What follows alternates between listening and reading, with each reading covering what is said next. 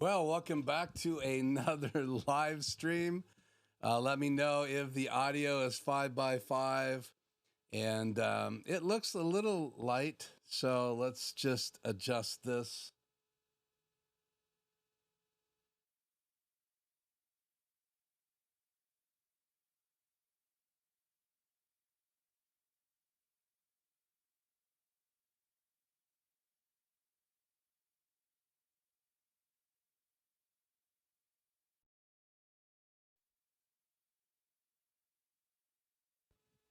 Check, check. I'm going to listen to this. Hang tight. Testing 1, 2, check, check, test. I don't know why my second input. Oh, it's working now. Mic number 2. Let's double check the settings here. Bring that up a bit. Bring this up a bit. Talk a little louder.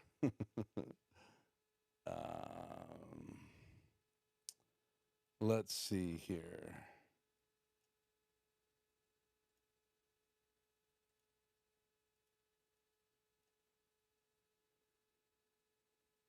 Move this around here.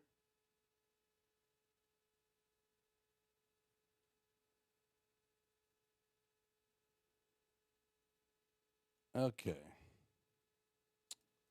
Testing 1, 2, check. Test. Okay, well, let's just roll with this. I think the audio got a little messed up when I was trying to live stream last week, but it's great to have you all here. My name is Keith. This is Life Journey Production Studios, and try to center myself here in the camera. Thank you for joining me. Tonight we have a great stream. We're going to say hi to everybody here in a minute, but we're going to talk about using the DVEs in both the ATEm Mini, the ATEm Mini Extreme ISO. So I have one of each. Actually, I have 2 of the ISOs, the Extremes, and I have 1 of the ATEm Mini Pros. But I want to talk just a little bit about layouts tonight, because there's a lot of confusion. It took me a long time to wrap my head around, you know, how do you do certain things in an ATEm Mini Pro? How do you do certain things in an ATEm Mini Extreme? Is SuperSource, when you have a Blackmagic designed ATEm Mini Extreme or Extreme ISO or the SDI model, or the new rack mounts, is SuperSource the best solution when you are doing layouts, or is it not the best solution? And so we're going to talk about that tonight. So we're really going to kind of dive into layouts tonight. We're going to talk about how to use different backgrounds in the ATEm. We're going to talk about how to use HyperDecks to create backgrounds in both the ATEm Mini Pro and the ATEm Mini Extreme. So I hope you guys will enjoy that. And we're going to talk about this whole idea of YouTube just a little bit, and dive pretty deep into exactly how to use it and what kind of fruit you get out of YouTube. Sorry, my dog is barking in the background. I think someone just rang my doorbell, and my wife is not here, so not sure what's going on there. Let me just check my messages here real quick.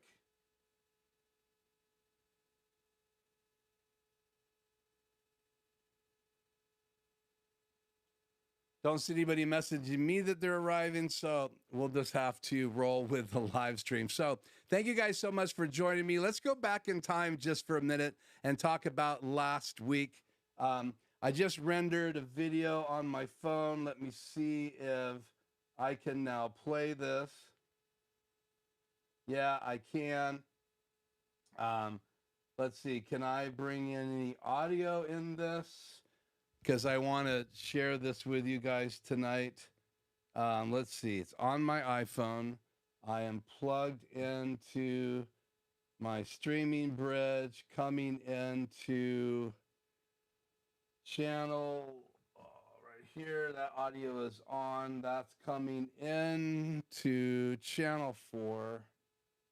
Turn that audio on. So last week I tried to stream from the tent and give you guys kind of a tour of my layout. So I'm going to try to see if I can play this video.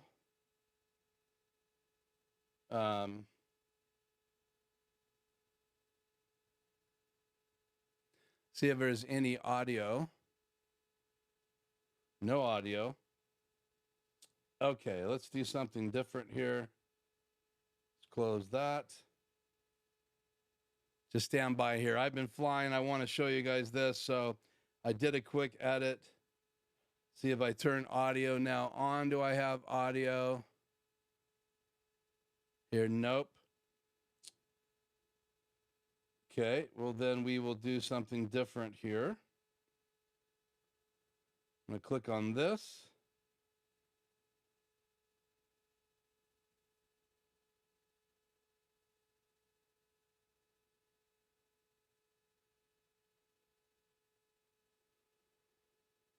Oh, so close, but so far. Let's see, what are my other options here? I'm trying to upload this to my Google Drive, but it's not letting me see my Google Drive. Huh. Well, that's so sad.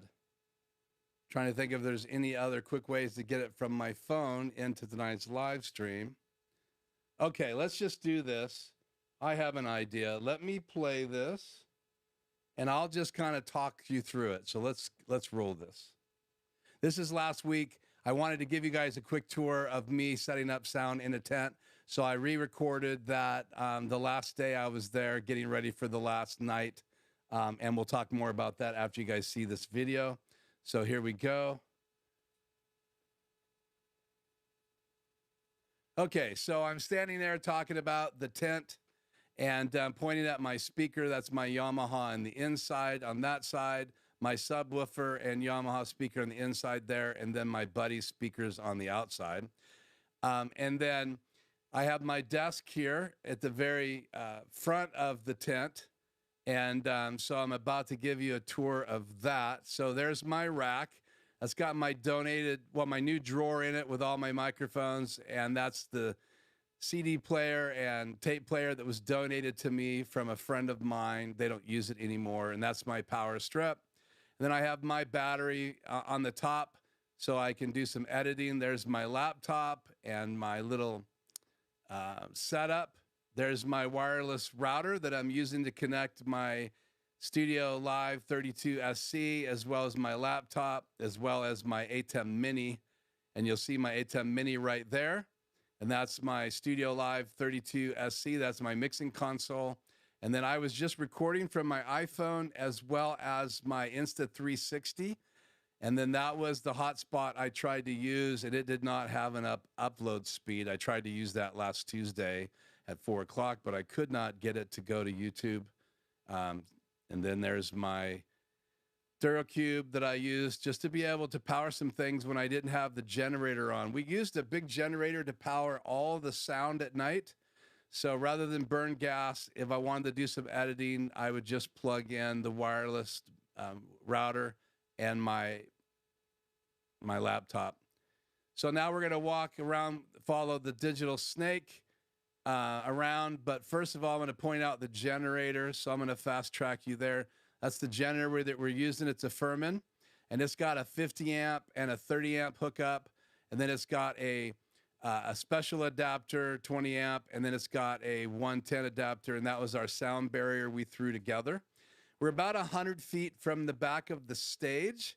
So there's the power cord. It's a 50 amp cord that goes all the way into the tent. I'm walking through the stakes into the tent now, back of stage. And that's my rack on the desk, but my buddy's rack on the floor. So we had keyboard, bass, two electric guitar, 2 acoustic guitars, 3 monitors. When I took this, I think I may have my 4th monitor that I bought in the middle of the week. We'll see here. But this is my digital snake there on the left. And then this is a 16-channel snake that we're using, 2 power supplies at back of stage to power instruments and bass and electric guitar. There's the drum set with one of my monitors there. There's another monitor covered, another monitor. So yeah, I have 4 monitors now because I added one on Thursday morning, the last day of the sale. So I saved on that. That's my buddy's wireless microphone there. Mine is on the top of that rack, and that's his rack on the bottom. We're not using that interface right there. It's an 8-channel Behringer interface. But there's my snake and my wireless microphone and his wireless microphone. And then they go right there.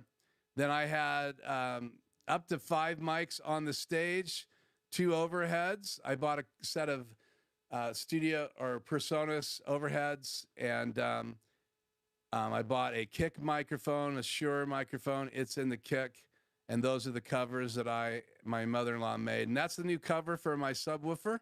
So that zips down from the front, or zips up from the front. You can fold it over and have that open, and there's a look at the stage and the whole inside of the tent.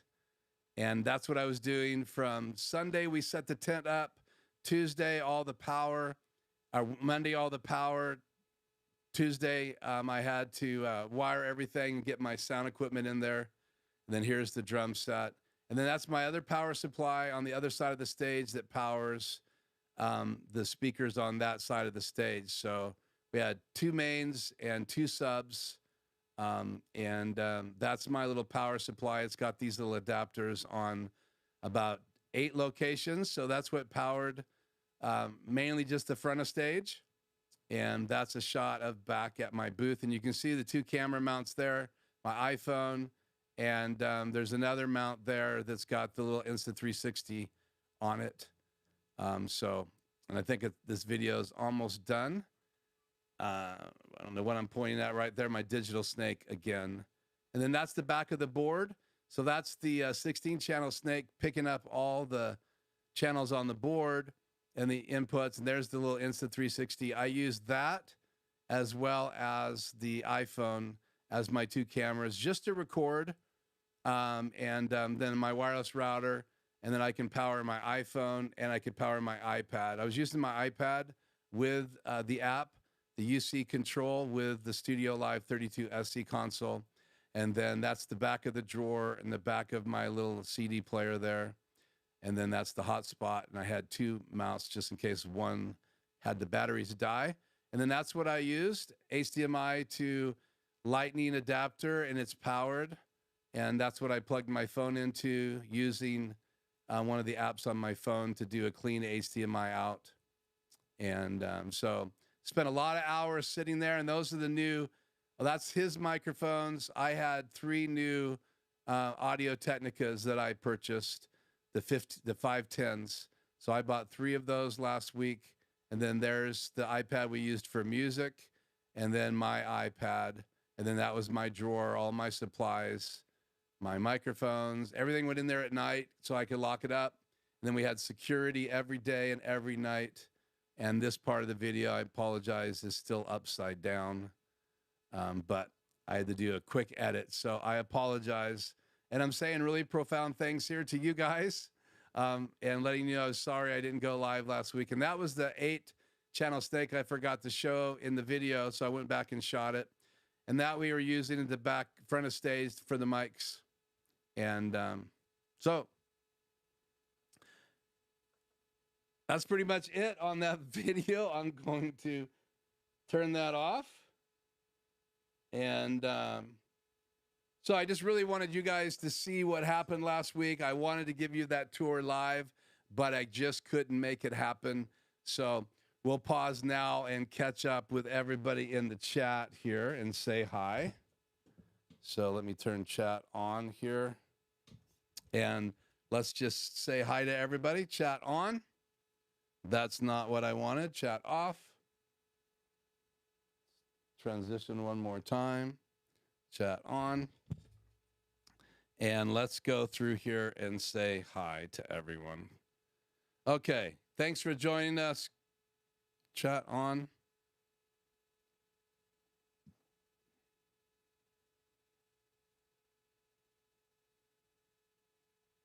Try this one more time. Hi, Grish. We'll pop that up one more time. Hi to you. Hi to Hank. Hi, checking in from Bolton, South Carolina. Always enjoy your presentation tonight. I will be 7 p.m. when you begin on the East Coast. So yeah, 7 p.m. on the East Coast, and West Coast, it's 4 p.m. Okay. Couple of those in the chat, multiple messages.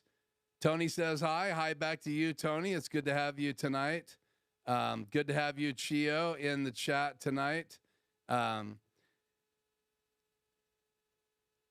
Yeah, so we're going to talk a little bit about DVE, how to use it, and that'll be fun. We're going to start with the ATEm Mini Pro tonight here shortly, so just hang tight, and we'll do that. DJ Ware, it's great to have you. He says, hope you guys are all doing well.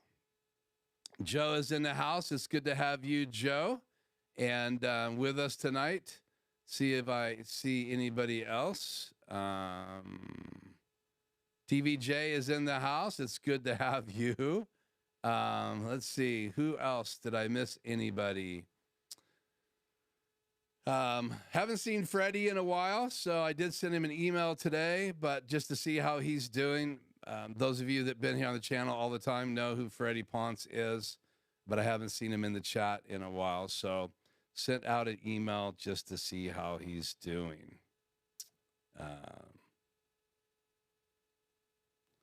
Something's crackling with the audio.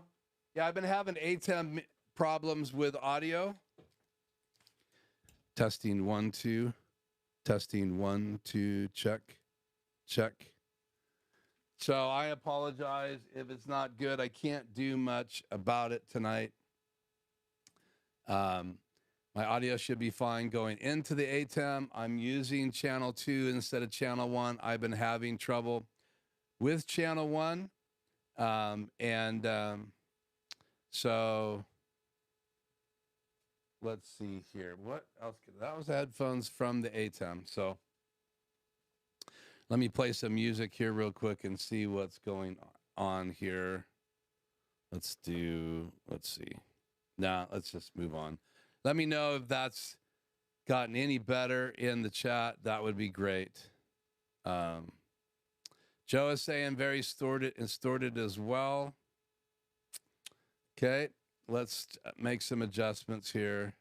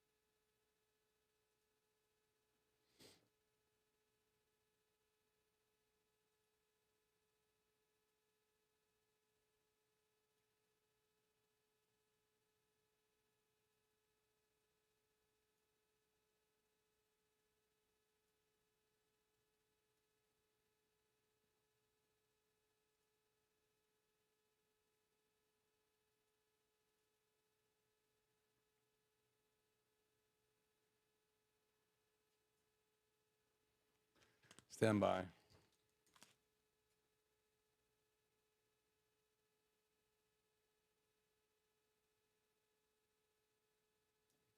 Testing. Testing 1, 2. Wow, it is distorted.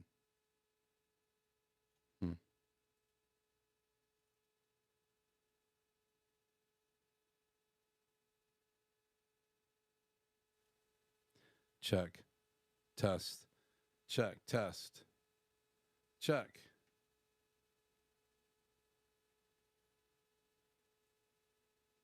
Testing 1, 2. Testing 1, 2. Check.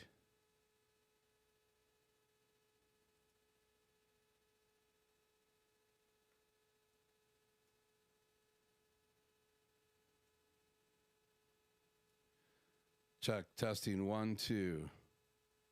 Testing. Check. Testing 1, 2. Let me know if that's any better. Something's going wrong with the gate. So let me know. I'm going to go forward in the chat just to see That's better. Thank you, Grish. Yeah, too late to run the audio through the camera tonight.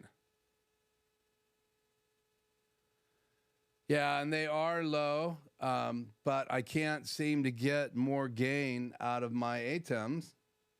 So let me increase the size of this.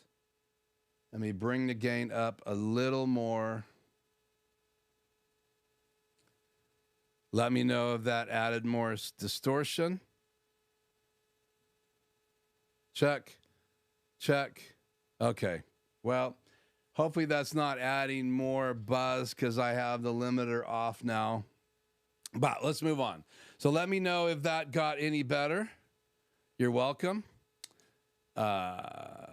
We can hear. It's fine.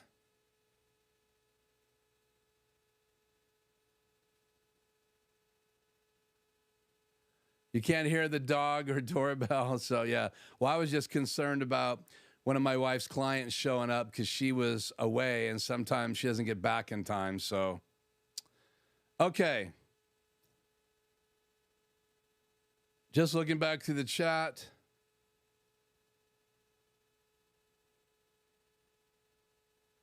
So Jay, did you have a flooding problem in your basement? So I'd like to hear more about that. I must have missed a live stream where you talked about it. So you guys go over and check out TVJ's drying out pretty well. So there's definitely a flood. Okay. Well, let's talk about the first topic tonight, and that is YouTube. So I wanted to just take a few minutes. You saw my still image. Let me pop that back on the screen real quick. So there's my still image. So you can see me looking at these grapes that are just down the road from me. And basically I said, what kind of fruit are you looking for? YouTube equals subscribers. So what I wanted to say is that YouTube, if you're live streaming or you have a YouTube channel, and many of you have YouTube channels or you're talking about possibly doing a YouTube channel, and I have clients that have YouTube channels, I have people I consult with all the time that are doing usually video and audio podcasts, as well as just wanting to learn to use YouTube or use a Rodecaster Pro, or how to do things with an ATEm Mini, ATEm Mini Pro, Pro ISO, Extreme, anyway. And so we get talking about their launching their channel. And one of the things I say to them is that if you go, like there's a local spot where I used to live in Pasco, and we call this area the Tri-Cities because the major three cities are all right here. They're kind of all around three rivers. We have the Yakima River, we have the Snake River, and we have the Columbia River. In fact, a friend of mine said there's enough water that flow through the Tri-Cities to supply water for everybody in the United States. There's that much water that comes through this area. You got the Yakima River coming down from the mountains between here and Seattle. You got the Snake River flowing in through the state. You've got the Columbia River flowing all the way down from this, from all the mountains north of us, and it flows right down to the Tri-Cities and then heads out west to the coast. Between the state of Washington and the state of Oregon. And so this whole area, there's three major cities. And then in reality, there's 7 cities pretty packed close together. Those cities are Richland, Pasco, Kennewick. And then I used to live in West Richland. It's just west of Richland, obviously. Then there's Benton City, where we had the tent. That's just on the other side of a mountain called Red Mountain that divides West Richland. Actually, there's a couple mountains that divide West Richland from Benton City. And that's heading up what we call the valley straight towards Seattle, Tacoma, the other side of the state of Washington. And then there's Burbank, which is north of Pasco. There's Findlay, that's on the other side, on the east side of Kennewick. And so I think I said 7 cities, right? Benton City, Pasco, Kennewick, Richland, West Richland, Burbank, Findlay. So yeah, 7 cities. And then there's even more cities around that. And that's true with any large areas. Like if you look at Seattle, you have Everett, you have Tacoma, you have all of that area up there. And millions of people on that side of the mountains. And that side of the mountains has kind of got its own demographic and world, and this side has that.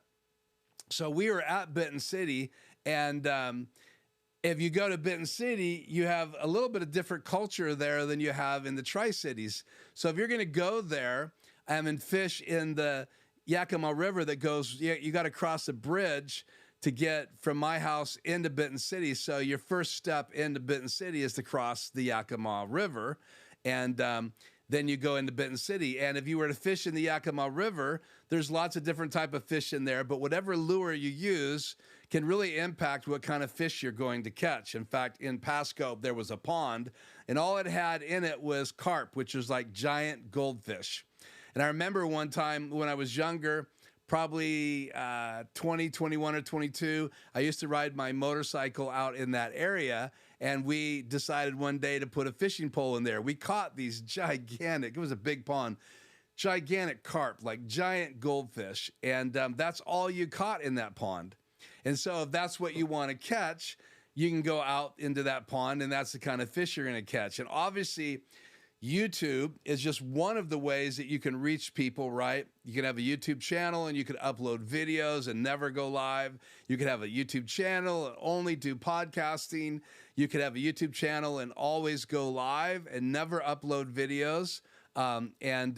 You're going to catch YouTube subscribers. And so what kind of subscribers do you want? It's just like the picture that I have here today as my still image. If you want to catch, or if you want to have grapes grow in your fields, and what you need to know about the Tri-Cities, no one really knew that this was a great area to grow grapes, right? So there was, when I grew up in this area, there was no vineyards. There was a few areas that had hops, which you use to make beer.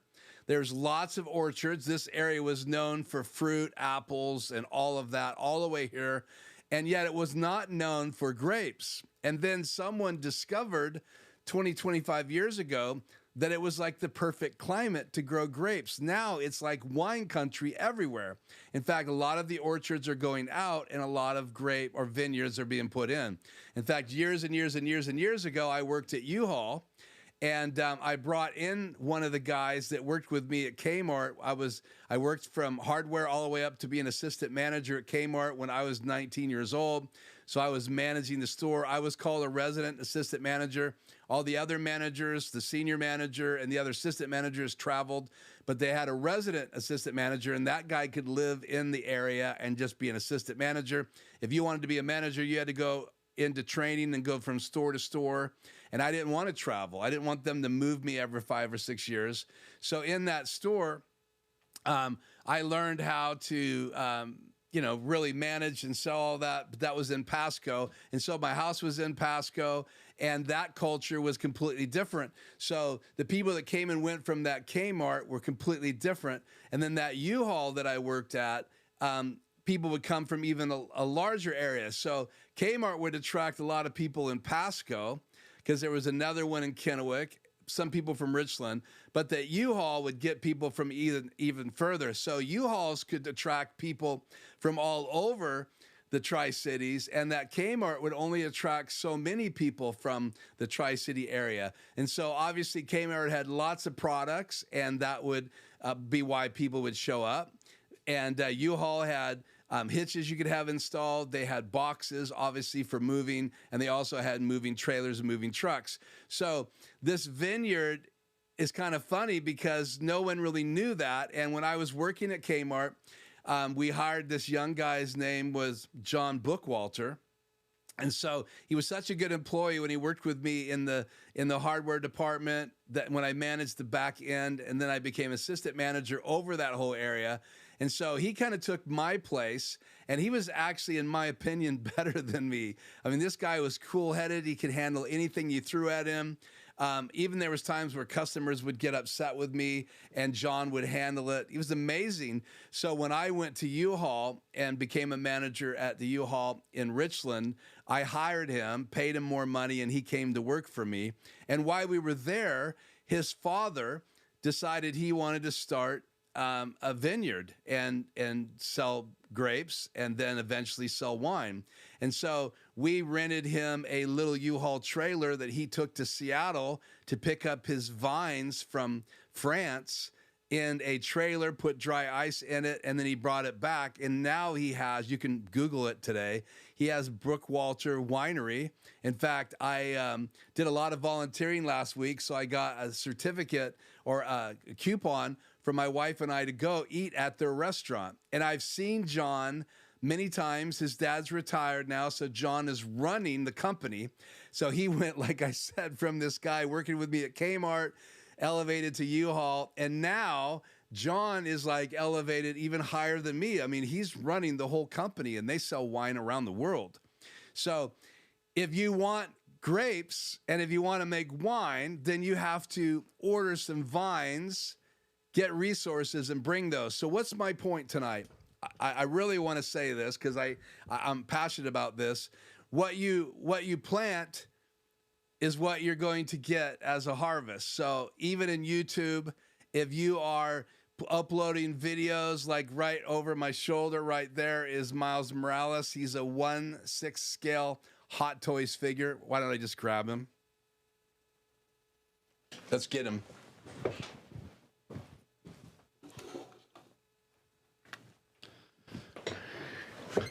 So if I started a channel on YouTube unboxing and talking about collecting these figures, then I'm going to find collectors, people that are interested in Miles Morales or all the figures. In fact, I have a Johnny Depp figure coming, playing in Pirates of the Caribbean. It's from the Dead Men Tell No Tales. I have that figure on pre-order. I have my Batman here. So if I use this as my channel, right, and that this is all I'm doing, this is all I'm uploading, my subscribers are going to be people who are interested in this. Now, don't get me wrong. There could be a guy out there that has an ATEm Mini and also is collecting figures like this, or he thinks it's a really cool thing to put up on his shelf, right? Like I have it on my table. But this then is just one thing that attracts people to a channel. And if I focused on this and not what I'm focusing on my channel, I would begin to get a different set of subscribers. But what if I added all of these things to my channel? And those of you that have been here for a while, you know I've played around with different things on my channel, but I'm primarily known for why I get lots of people asking me to do consulting, and that's to show them how to live stream, show them how to use all this technology, and that's what we're going to shift to. And I wanted to share this tonight before we get to the whole section on layouts, because again, if this is what your channel is about, this is what you're going to get. If you want vineyards, you need to put vines in the ground and then tend those and grow them, and then you're going to get grapes, just like you see here in my still image. Now, this is not Brookwalter Winery. This is a winery right down the road from me. I had a crazy day today, so I didn't get a chance to go over there to Brookwalter Winery. But one of these days, I will go over there, and one of these days, I'll see if I can get John to do a quick interview with me so you guys can meet him. But so my point is, he impressed me, right? Because we needed someone like him, and he was looking for a job, and that went all the way with me to U-Haul. And now I get to sit at a table occasionally. I'll be taking my wife to dinner and sitting in that restaurant. And if he's there, and sometimes he is, he'll come up and say hi to me, and people kind of look at me funny, like, how do I know him? And we go way, way back. I'm 63 now, and I was working at Kmart when I was managing Kmart when I was 21, 22. So we go way back. So this is just one thing that you can use to attract people, or you could use microphones or all these other things that we talk about here on my channel. So again, just to say this, what you do on your channel needs to be specific towards the audience that you want to get. So if you're looking for people that are into tech, or if you're into IT and that's what you want to gather around you, or people that are in production, like TVJ is involved, Jay is involved in production. Tony does a lot of things, but one of the things that he does is installs. So networks and low voltage installs, and Tony, correct me if I didn't catch all the things that you do. So if you do a channel on that, you're going to attract subscribers, and we've attracted about just under 2,800 subscribers, and I'm being strategic about it. No apologies. I've added even ventriloquism to this channel because some of you have asked, but it's not really what the channel is about. So I'm just sharing this tonight because what you want on YouTube on your channel, if you're uploading videos, if you're doing a podcast, or if you're doing live streaming, you're doing all of that combined on YouTube, which is all I'm really talking about tonight, then you're going to gather people around those likes and those interests, especially people that are unboxing or want to see what's in a box. And like tonight, where is it at?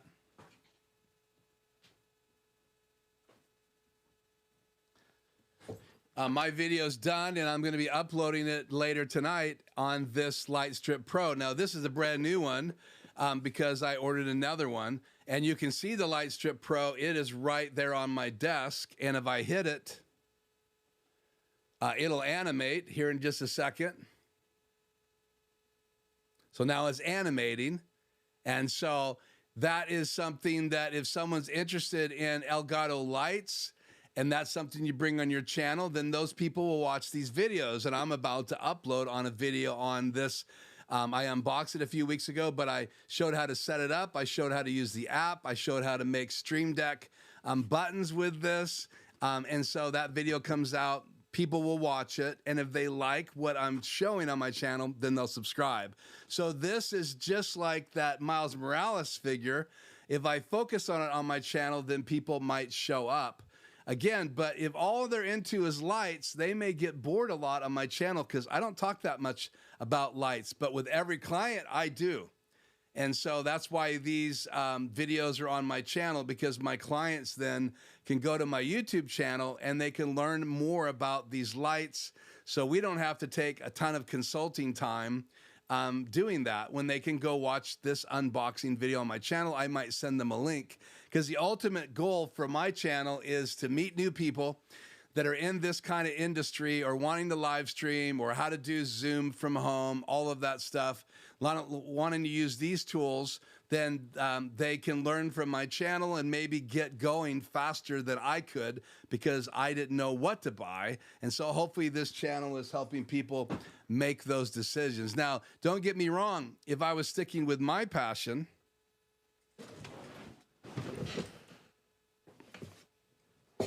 I'd be talking a lot more about Batman. So just for the fun of it, I mean, if you come to my studio, and hopefully some of you guys will get a tour someday in person here in Washington, and I would be thrilled. But again, this is on my shelf. Normally I took it down today because I wanted to talk about it. So if I just talked about Batman and my whole channel was about this particular Batman, the new movie's coming out. So the second one about Robert Pattinson, right? So if I was talking about this and giving my opinion, that would attract a different crowd of people.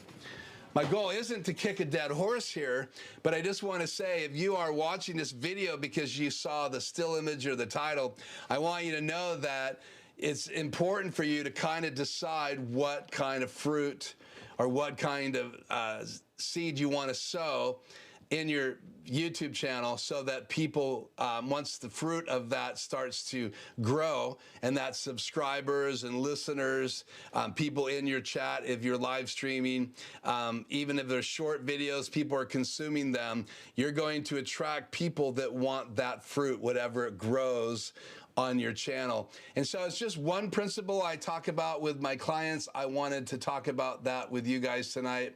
And again, I will share this video in the future when someone's just wanting a 1-hour free consult with me, which I offer one time with people all over the world. A lot of times I'll say, hey, there's this one video I talked about YouTube, go check it out. And I'll put timestamps in this one for sure so that people can come back later. Because again, YouTube And you can see it in the still image, right? YouTube equals subscribers, but you can get random subscribers if you don't sow seed and develop a crop that people are hungry for. And again, that's kind of the way YouTube works. Now, I can't get you more subscribers. You get more subscribers by being on YouTube more often, doing more things on YouTube that interest people, and eventually the algorithm is going to be serving your videos up. So the last thing I wanted to say on this before we shift gears, let's just go to my analytics here.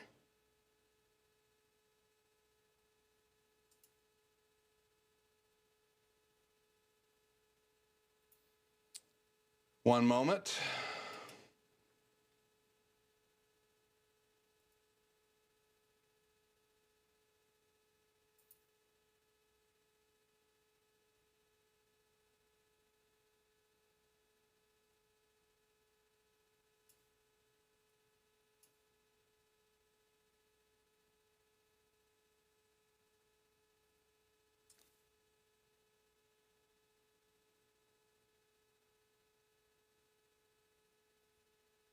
So if you look at this page, you can see that the last video that I did on my channels over here on the right, it was a live stream, and yet it's unusual in that I talked about displaying multi-view and program now from the ATEm Mini Pro, and this has had a lot of views. So again, I used that video, and I was just trying to see, it's had 1,213 views, and that was June 19th. And so again, what you put on your channel is going to attract people. And so you just have to keep that in mind when you're doing a YouTube channel. So hope that helps someone out there. Many of you guys have had channels for a long time, and you know what to put on your channel, what's going to attract people. But I really wanted to talk tonight to the people that don't really know how to do that. So again, that's all I have to say about that. We are going to move on. But before that, let me just throw this out of the way. See if you guys have any feedback or comments that you would like to bring up in regards to that. So I'm going to scoot down here. And if you have a question, if you put Q in front of it, I'm getting a lot more chats now because you guys are talking a lot. That would really help me. I'm going to say hi to Doug, who's in tonight. I didn't say hi to you earlier.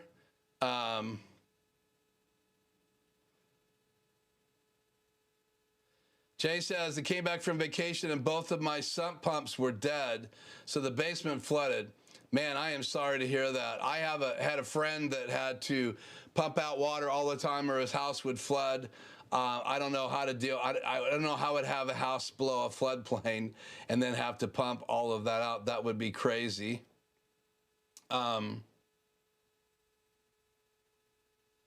Gris says he remembers catching carp from the Snake River. You said snack, but I'm assuming you meant snake.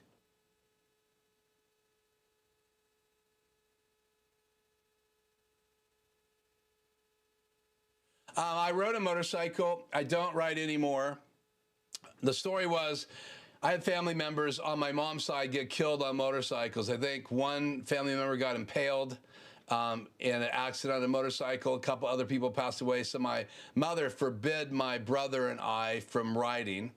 And so after I grew up and moved out, I bought a Yamaha used motorcycle. Then I went out and bought a new Y125, it was just too small for me. So I traded that in and bought a YZ250, and that was water cooled, one of the first water cooleds that I ever owned.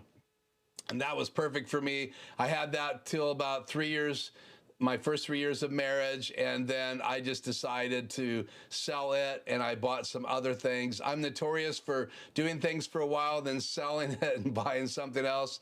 So Shannon says that's hilarious. But yeah, I actually rode motocross. I did some riding against some guys who rode in competition, hung out with a lot of guys. I had 3 friends that rode all the time, and there's a local racetrack out at Horn Rapids, and I rode out there. And I could stay with some of those guys for a lap or two, but I just did not have the endurance to stay with them for multiple laps. So you got to be in great shape to do motocross. But never been into street legal bikes, but definitely was into motocross. Good to have you, Ernesto. Thanks for coming in, even if you're late, no big deal.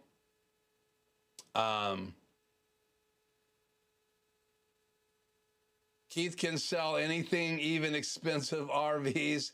If you walk into a place, just look at an RV and Keith is there. Okay.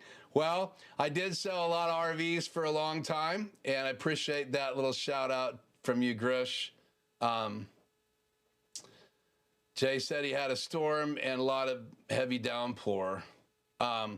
G. Brady Media, hey, it's good to have you.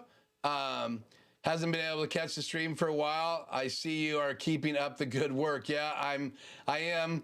I usually spend a day a week on live streaming. So I appreciate super chats. I appreciate likes. I appreciate watching my videos because they are monetized. And so I make a little bit of money from YouTube commercials. So I appreciate anybody subscribing or popping in or liking the videos. And obviously, if you're ringing the bell, then you'll be alerted the next time I upload a video. And I will be, I promise, uploading a video tonight before midnight. It is a down-to-earth look at the new Elgato Light Strip Pro. And I talk about the difference between it and the light strip and why you might want to get one and how to install it and all of that. The interesting thing was when I shot my video on that, I went to download the plugin to get an update, and their store, their plugin store, was closed. So I had to wait another day. So when you watch that video, I'll be in 2 shirts because I couldn't get it working in my Stream Deck without downloading a fresh version of the plugin for the Stream Deck. And that's all in the video. And I acknowledge that I was doing the second day shoot of that. So welcome from Westchester, New York. That's awesome. Okay. The cat ate something.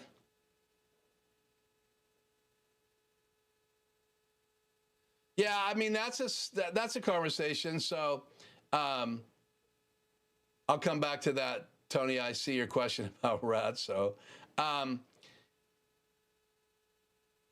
let's process this, and then we'll move on.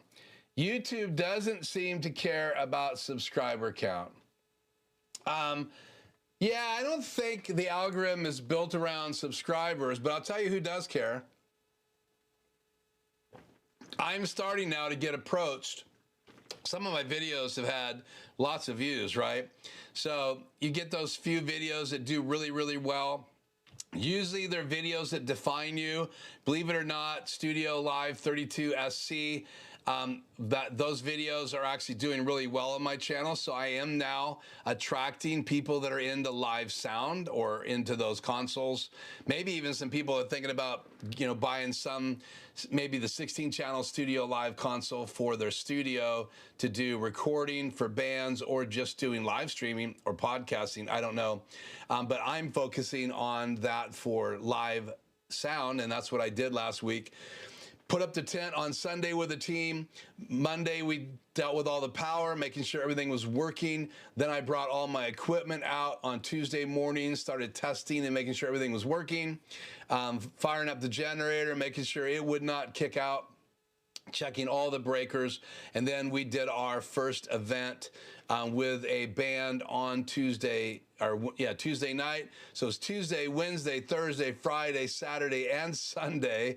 In fact, the band did not quit playing until 10:10 on Sunday night. And then I had to take all my equipment out and bring it home because there was no security that night. So we just left the tent and everything else locked up in the trailer, and we stripped it. My point of telling that is that video is done really well, but subscribers don't seem to make as big a difference other than people take you a little bit more serious. I think people take you more serious when they see your subscriber count, as well as some of the manufacturers that want you to unbox things on your channel. So I've been getting approached from different manufacturers. That's not my focus right now. So, but I understand why they're reaching out to me, and I think that is in response to the impact of my videos, and more subscribers do help me get more exposure. I'm not sure how that algorithm works, but it does. Speaking of ventriloquism, where's the rat? Yeah, I wasn't going to go live this week, only last week at the event. Tonight was going to be a vacation night, but I felt so bad that I wasn't live last week, Tony, from the tent, even though I was already, still image was up on my channel. Many of you guys were waiting. We chatted together, but I couldn't get the stream to go up. So I decided I'd make it up tonight, and I didn't go out of town this afternoon. I'm waiting to go out of town tomorrow morning. And if we'd gone out to town yesterday, my wife would have had to move a lot more clients. So we'd made the decision after last week's Tuesday live didn't go well. So really, I made some promises. Ratso will be here next Tuesday in the live stream. And so not tonight, because tonight was kind of a bonus live. I planned on taking this week off as a summer break. So I will be back in town before Tuesday. We will be live next week, and Ratso will be in my still image, and we'll have some fun with Ratso next week. So that should answer your question. Okay, I know, really, this is probably the most important part of tonight, so let's just do it. How do you think the community notes are going to affect viewership, if at all? I don't know. Time is going to tell, right? YouTube is constantly changing things. There's YouTube Music now. You're supposed to move your podcast audio versions over to YouTube Music. I did that with Shannon's channel. YouTube added shorts a while back, and everybody was into short videos. So as there's different ways of engaging your community, like I could do some paid things on my channel. But again, I'm focusing on live streaming, uploading videos, helping people with this tech. People can support me through Super Chat when I'm live. People can support me by watching my videos. I'm not starting any of those. I'm not doing any paid unboxings. I will give another shout out to Rode. Not that they're sponsoring me, but once again, I had to send my Rodecaster Pro back. I went to plug it in, it locked up. I went to unplug it, to unlock it up, rebooted it, to reboot it. I was going to put the power cord back in, and something cracked, and the USB-C power port got cracked. It's out of warranty. I found out, even though they replaced one of my, or two of my Rodecaster Pros, because I have two, with brand new ones, the warranty goes back to the original purchase date. So my Rodecaster Pro I sent back is my original one. The one that's on my desk right now goes out of warranty late in August, but that one was out of warranty. But the nice guys at Rode went ahead and replaced the motherboard, because you got to replace the whole motherboard to replace the power input, and it's been shipped back to me. It should arrive in the next couple days. And I want to say thank you out loud in front of you guys and anybody else who's listening to Rode. They did not have to do that. I should have had to pay the $100, but because I talk about their products and I've been really nice to communicate with them and communicate any issues that I've been having, not to complain, but just to let them know they're happening on my end. They were so gracious to, my tech was so gracious to take care of that. So a shout out to them. So I don't know. We'll have to see how those things change. Just like Super Chat, I thought it would be a big deal. There's super stickers, but it's just not something that I see happening a lot on the live streams I attend, and vice versa. I get more Super Chats when I bring Ratso on my channel than any other thing, and I think it's just because it's not really a part of what I normally talk about, but people love to see me do ventriloquism. So for whatever it's worth, if you want to see me be a ventriloquist, then tune in next Tuesday. Okay, from what I've learned, and I'm not expert by any means, this is from DJ Ware, subscribers help because when a new video is released, they will get notifications first, so your view count, yeah. And I would agree with that, and that's good input, DJ Ware. Anytime you upload a video, all of your subscribers, you can click on that little icon and they all get alerted, and that makes a big deal. This helps prepare your video on YouTube recommendations, and if it's really popular, it will move to the YouTube homepage. Yeah, and I don't think I've ever had a video on the YouTube homepage, but that would be really cool. And yeah, I could do Patreon, and I'm glad you love Rode items. I've had Rode microphones off and on for years. I have a Rode nthe 3 right here. I think I can pull that into camera. This is my shotgun microphone, and it's designed to be right here off a camera. And I think that's live. Let me see here.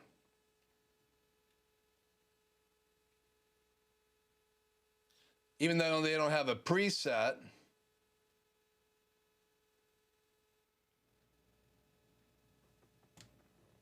Testing 1, 2. This is my condenser microphone shooting right down at this mic. So these two microphones hit each other. It should be a little higher, more right there. But that's that microphone you're hearing right now. It's really old.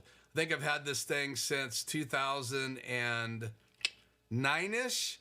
So it's old. It's probably been beat up. It probably sounds way better if you bought one brand new than this one. Because again, it's been being used. I used this exclusively when I first started shooting videos on my front porch years ago. And so that was the microphone.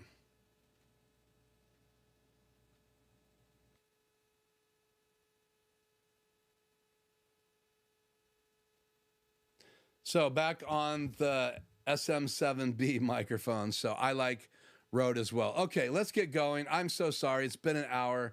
I'm sure someone's mad at me, and I apologize. Okay, so what I want to do right now, let's see. I have nothing coming out of my, let's just look at this real quick. Let me gather myself here.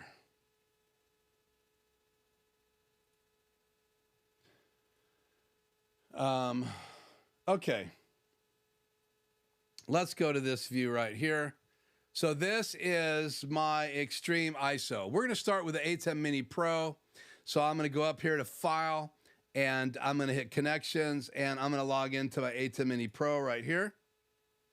And I should be getting a picture here. I'm not. So why am I not? Let's just look at here. This. There we go. Let me put my phone up here as a camera.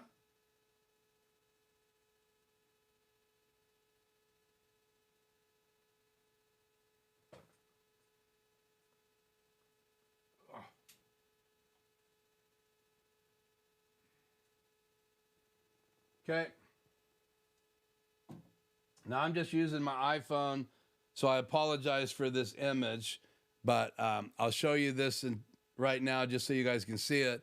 So this is my ATEm Mini Pro, and I don't have the lights turned on this way. This is the look for the lights over here. So usually when I'm on my main camera, so you can see this is a little bit lower.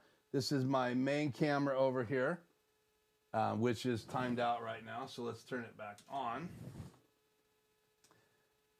There you go. And that has the logo, right? So that's coming from my Extreme.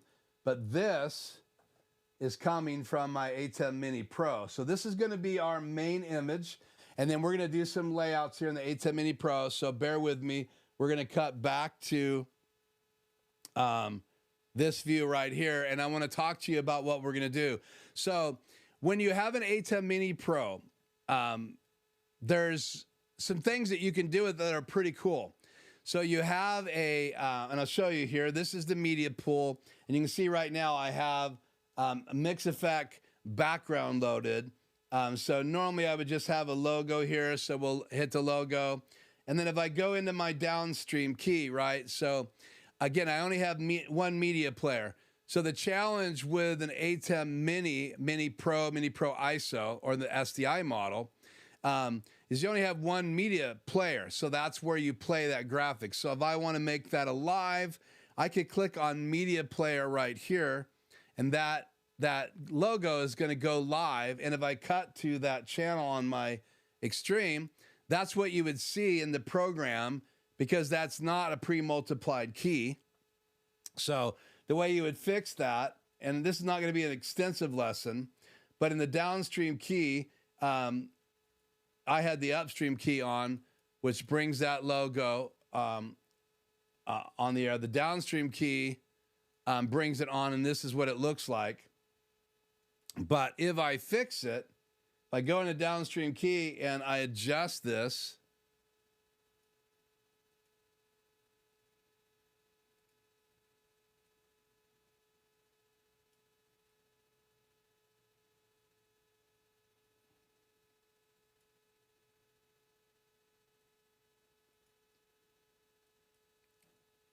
well, I pulled the weird logo in. So we're going to do something different here. So not going to waste time talking about that logo because I really want to talk about backgrounds and stay on course here. So anything that I have on the air, like on my ATEm, so I'm going to make some changes here. I don't have a SuperSource laid out for this. I guess I can here. Let's do this. Let me go back into connections. Gonna go ATEm ISO. And let's do a SuperSource layout so you have more than one box. So we'll go up to SuperSource. I can do this really fast. Box 2 is not live. Box 3 is not live. Box 4 is not live. So what am I seeing here? Box 2 is live. So that's my laptop. So we're just going to shrink this down real quick. And I'll move it up out of the way here. And then I'm going to go ahead and open up box 3. And then we'll bring in input number 4. And that is my ATEm Mini Pro. We'll move that over. I want to make this a little bit bigger. So we'll live with this layout right here. Move that over a little bit. Move box 2 over a little bit. No, not up in size, but over. And then we'll go ahead and go to box 1, and I'll increase the size of me just a little bit here. So this is SuperSource, only available if you go into an ATEm Extreme ISO, or some of the new models that came out, I think almost 2 years ago now.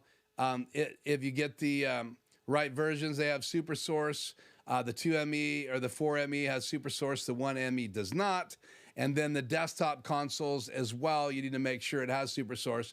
And then an Extreme has 2 DVEs, but that's not what we're focusing right now. I want you to see this bottom view is my ATEm Mini Pro. And then we're going to go back up to my software. And let's see, we are going to connect back to the ATEm Mini Pro. So now you're seeing my ATEm Mini Pro, and I do this all the time when I'm consulting. So it's normal. I train people. I'll use my Extreme. I'll bring the ATEm Mini Pro program out right there, and I can prove that's it. Here's the multi-view. Let's see, what did I do here? Program out.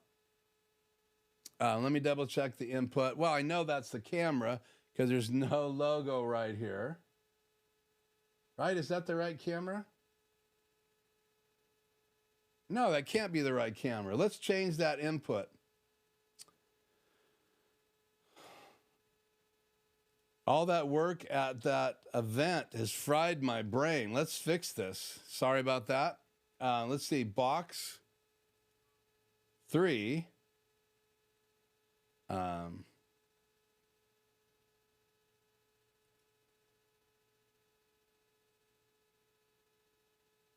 I don't want my laptop. Okay. So now let's go back up here to connections, ATEm Mini Pro.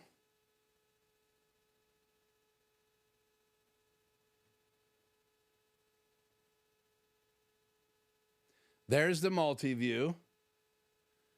And let me change what's in the media player. And for the fun of it right now, we're going to drop this background in. So if I change the program now, you have this background. And then if I go up here and turn the upstream key on, you can see that I'm in the middle of that window because it's transparent. So let me explain what I have going on here, right? So let's go back to program. And multi-view there. Let's go back to program here. What I've done is I'm using my, if you see on the top here, and this is how you do this, I have in the media player, I've loaded this graphic. What it is exactly what you see in the bottom layer. It's a transparent box in the middle, and then it is white around the border, and then it has mix effects on the bottom. I designed this way back when I was having Adam Tao on my channel. He designed mix effects. If you don't know what mix effect is, I bring it up almost every week. It's this app that works on an iPhone or iPad only. Can't use it for Android, but you can use it for iOS. And I use it to control lots of things remotely in my studio. And so what I've done is, if you go to the switcher, so if you're taking notes, I have my media player on the air right here. So that becomes a background. And then I turn my DVE on in the foreground. So let's set that DVE up, okay? So let me just cut, let's see, how do I want to do this? I'm just going to cut to my laptop so I can cut back to the SuperSource view.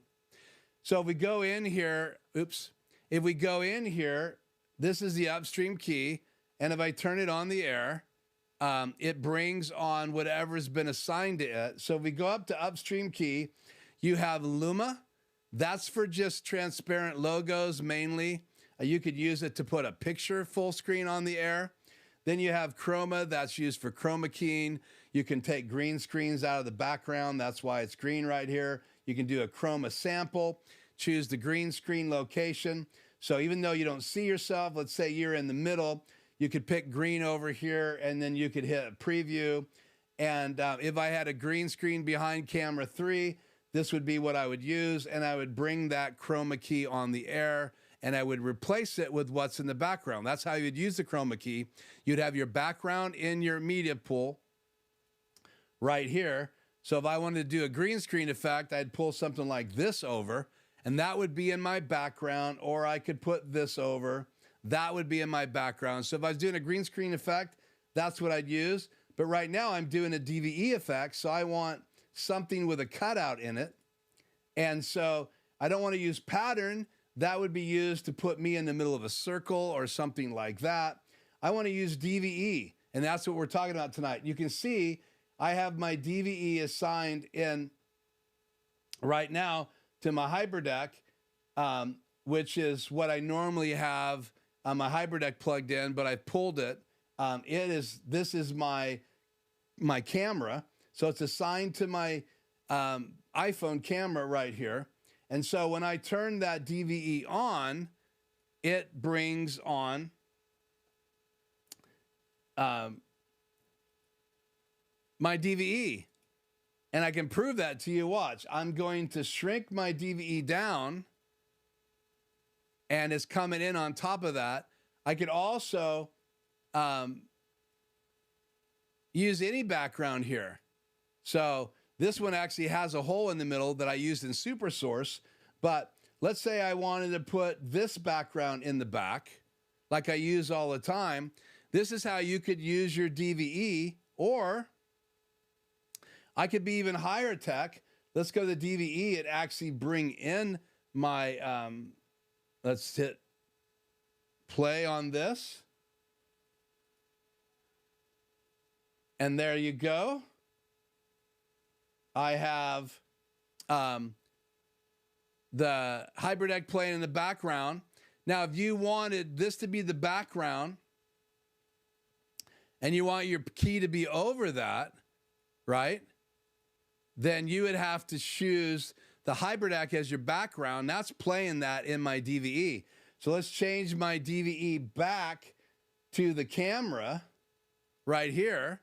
And now how do I get that HyperDeck in the background? I turn my HyperDeck on right here. It's looping. So there I have a background. This is all done in the ATEm Mini Pro. So I could put whatever video background I want in the back by just playing it from my HyperDeck.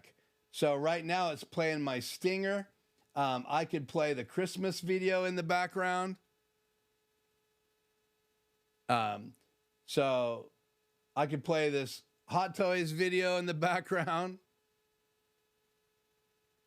But again, I've got my stinger looping in the background, and I can just simply bring my DVE over that because I can put whatever I want in the background. So again, watch the top up there.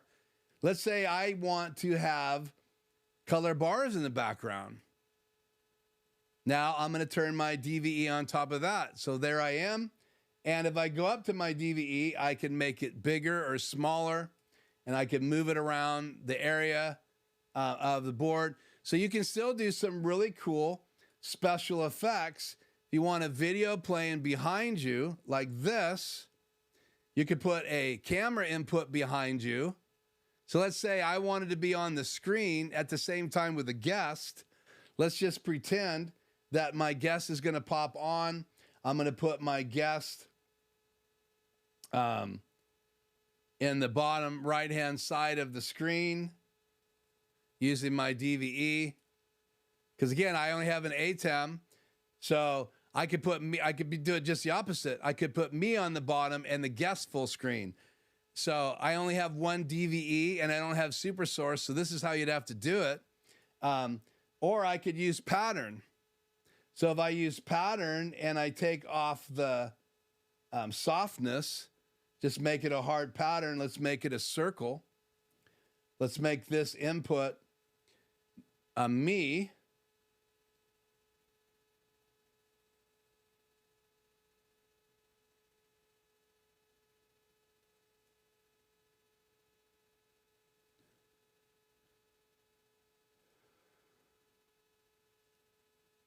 Change the background. So I could have my guest come on through my pattern. I can bring the guest in through my DVE, and then I can put the HyperDeck behind it if I wanted to, which is right here. But again, you can use your DVE to do these layouts. You can put a video behind you. You can put a graphic behind you if you wanted to. So I can have a graphic behind me instead. So there I am. And all I did was I stuck a graphic in the media player right here. So let's make something a little bit less obtrusive. Let's do the pump. Now let's do the gas pump. Put the gas pump behind me. So I've activated the lower layer right up here.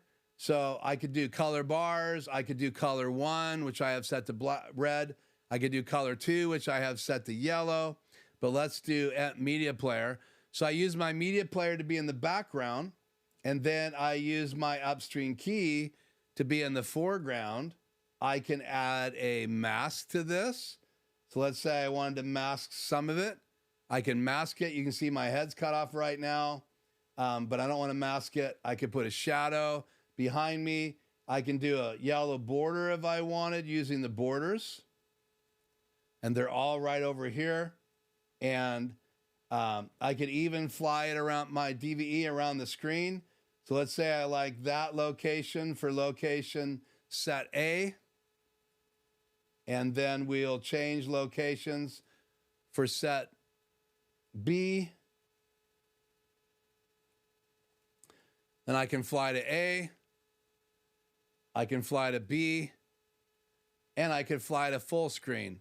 And of course, if that was a real portrait picture I had in the background, then it would look better as a complete background. So let's put a landscape photograph in there, and you can see now my DVE is over the top of that shot from a presentation I did. So that could be me in the background. I could have if I had a guest coming in my show from my laptop on Zoom, I could put my guest in the main screen. So let's pop my camera in the main screen like that, and then I could put my guest in the DVE. We'll change it to my, let's see, what can I change it to? We'll just change it to the color 2 for right now, because I don't have a second camera to plug in there. So I could take that person or take me and put me on the bottom right-hand side, really small and tiny, and then I could put my guest full screen. And this is what you would do if you wanted to use the one DVE, picture-in-picture, in an ATEm Mini Pro, ATEm Mini Pro ISO, or the original ATEm Mini or the SDI model. So you don't have SuperSource, so you can't do this layout, but you can do all these layouts I'm demoing on the bottom right-hand side. So again, the top layer that you have live can be the background just by choosing it. So if I only wanted my media player to be in the background, I can put that in the background. I can put whatever I want in my DVE, and there's the picture of me, and then I can size that around the screen. Let's make that set B. So I could fly it to A. Oops, I changed A. Let's fix that again. Let's bring this up over here for A. Let's set A again. So I could fly to B, I could fly to A, and I could fly to full. And I'm doing all, you can watch the video back. I'm doing all this up in this software, and I could make macros to do all this as well. So can fly these around to a full location or two other preset locations that I've created, or I could create macro buttons to fly this DVE around. But that's the power of a single DVE in an ATEm Mini Pro. So I could even bring my video into my DVE. So let's go ahead and bring my video into my DVE. So there's my video, and I could change that to something else now.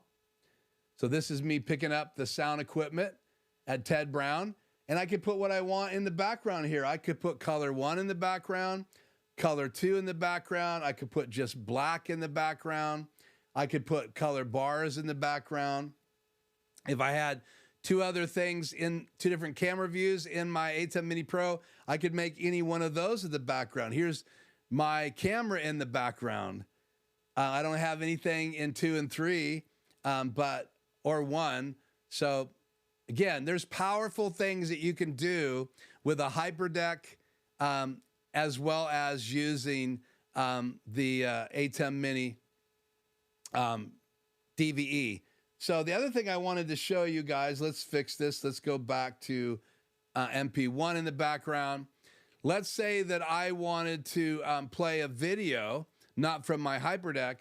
I want to play a video from my phone. And if you remember, I set that up earlier. So I have a video in here that I've already showed you guys. So let's change from camera to my videos, and let's play this video.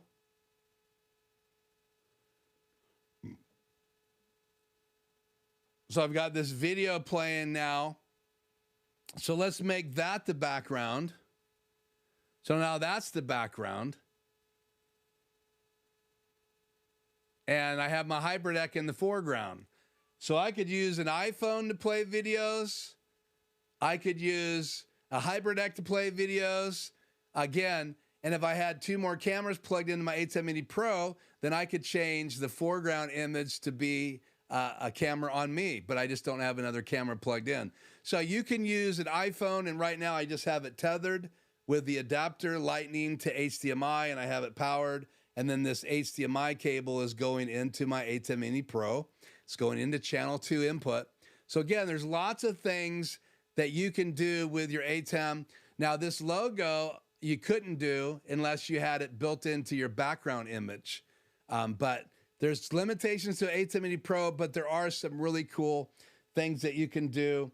And you can even mask the foreground image. So again, I can change the mask. Let's change this back to 0. So no mask. And let's change the sides to 6. So there you go. I can move it around the screen now. I can size it. And I got a video playing in it from my phone. And there you go. With it masked, that's as big as I can make it. Well, no, I can make it full screen. So I can mask it. I can get rid of the border. I can get rid of the shadow. I could change the border to just black. Let's go red just so you can see it. And then let's increase the border size. so you guys can see it. I could use just a border to fill the background. So I can actually crop it and use the border as a background. So lots of little things you can do with the DVEs, because they're really powerful, because they have shadows, background, and you can do flying around the screen. So while this is on, I could be flying it around the screen, and it looks pretty hilarious. Then there's full screen. So again, lots of things you can do with the ATEm Mini Pro, using the DVE, using your phone as an input, or a camera as an input, or a HyperDeck as an input. And right now you're seeing the HyperDeck play in the foreground, and then that is my phone playing in the DVE. So let's go in here and hit pause. The video pauses, and I can just take my iPhone now and scroll forward and back in the video just by sliding my finger. So just to play videos, you don't need a HyperDeck, but it's nice because it can be automated with macros. So I really like it. But this is the video I showed tonight at the very beginning, and I walked you guys through my setup there at the tent all last week, because I was running sound. Let's go all the way back to where my table is.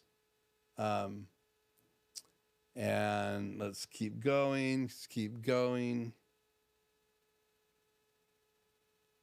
And we'll go all the way back. There's the generator. There is my table that I was mixing sound from. And there is my Studio Live console. So just using my phone, using an ATEm Mini Pro, you guys are seeing what the audience would be seeing as I produce this way right there in that box. And that is the control software. So I do like SuperSource for consulting, because it lets me do these kind of layouts, and it would be really hard to do the consulting I do not having SuperSource. So we're going to flip over to away from the ATEm Mini Pro and over to my Extreme to talk about having two DVEs and how to use those, or how to use SuperSource or SuperSource with DVEs. So again, let's change the boxes back to me and my laptop. And this is a SuperSource layout. So if you see the software up here, I'm going to change it now back to connecting to my ATEm Mini Extreme ISO. And I'll get to the questions here in a minute. Good to have you, David. I see you popped in. Better late than never. So I am in SuperSource, and I have this preset layout as a macro. But let's say I wanted me just a little bit bigger. I can make myself bigger. But if you look at the SuperSource menu over here, and let's just go to the laptop full screen. Here's the limitations. Let's walk through this. These are preset layouts. This is the art background. Right now it's assigned to Media Player 2. So if I go into Media Player 2, it has my background in it. I could put a waterfall in the background. It's not full screen, but let's drop that in the background. And then I'll cut back to this view, my SuperSource view here. So now I have the waterfall in the background. And then if I drag this background back, I have the background is this graphic. But what if I wanted to do the same thing in SuperSource? What if I just want to use a color in the background? I can go up here and choose black. Now it's just black in the background right up here. I could go back in here. Let's get a background animated here.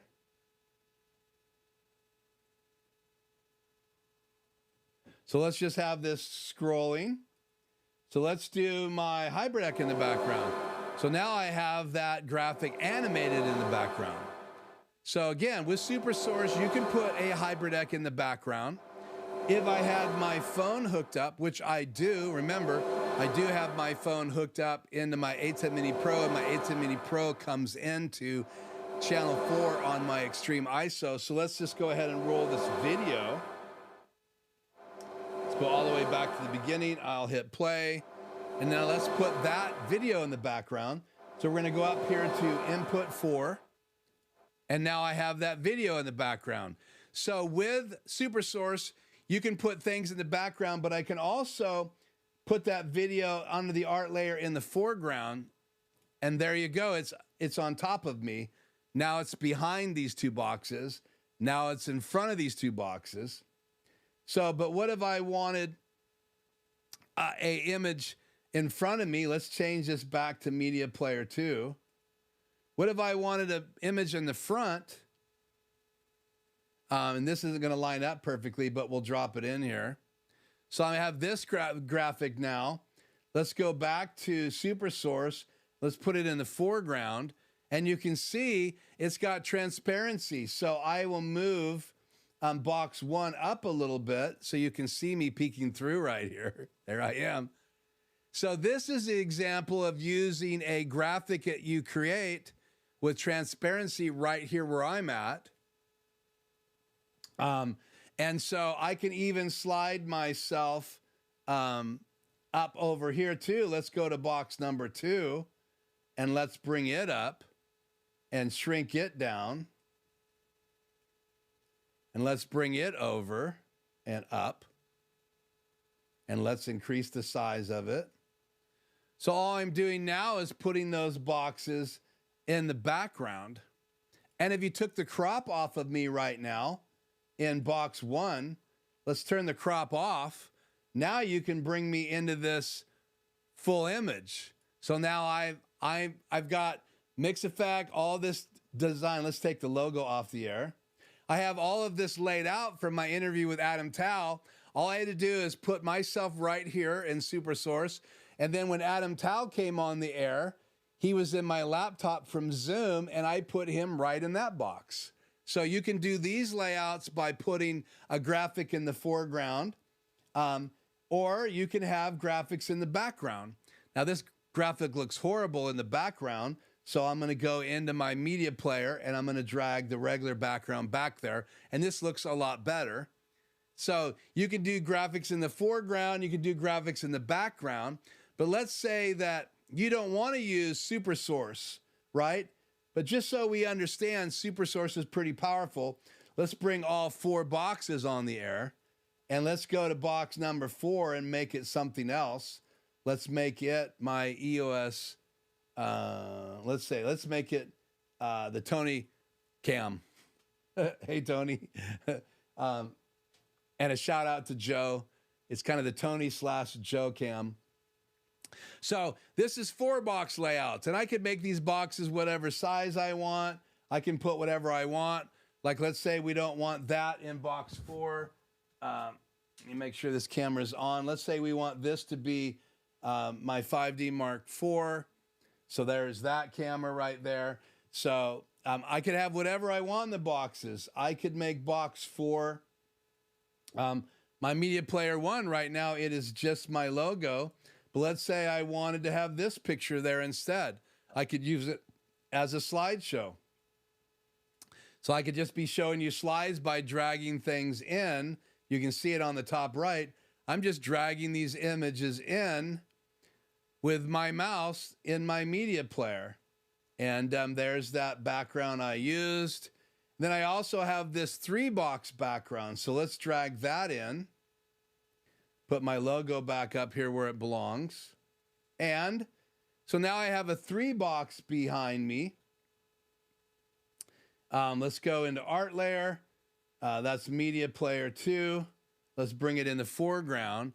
So now you have me on the top left, and you have that crazy logo in the bottom right. I think that's a transparent layer.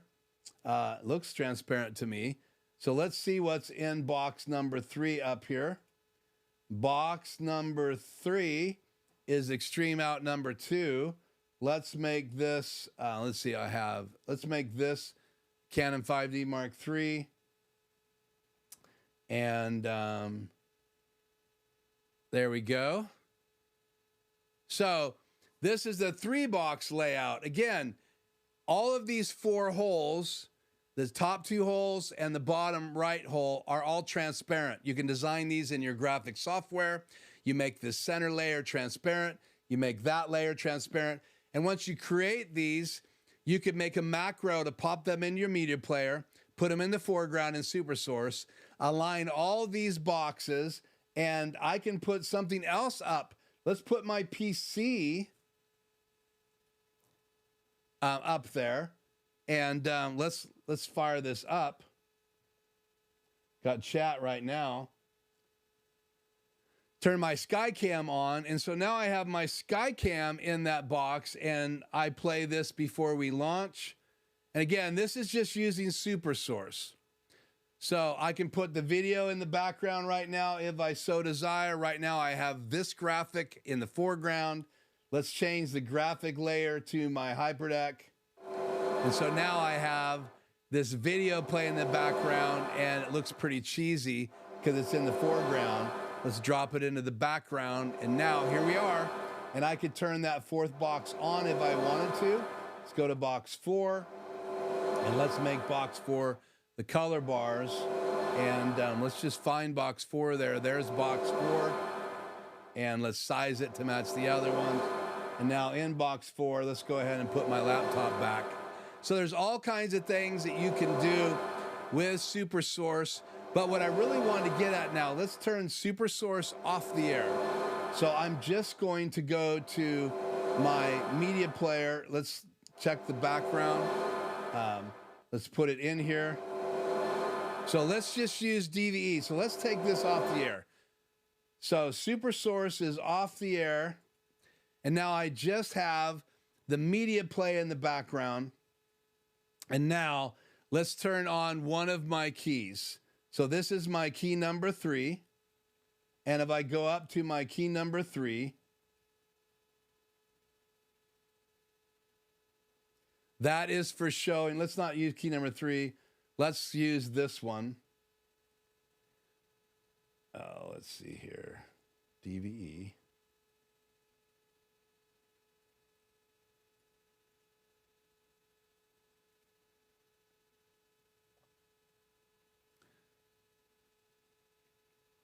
Okay, so what I want to do is I'm going to take you guys over to my laptop.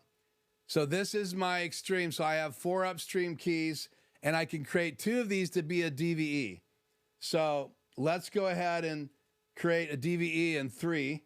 So we're going to go to upstream key 3. We've changed it from Luma to DVE. We're going to put my camera in here. So we're going to put my EOS R in here. Right there under DVE, EOS R. Then we're going to size this up to 50%, and that's key number 3. Let's bring it on the air. So there is one DVE. We're going to give it a shadow, and we're going to give it a border.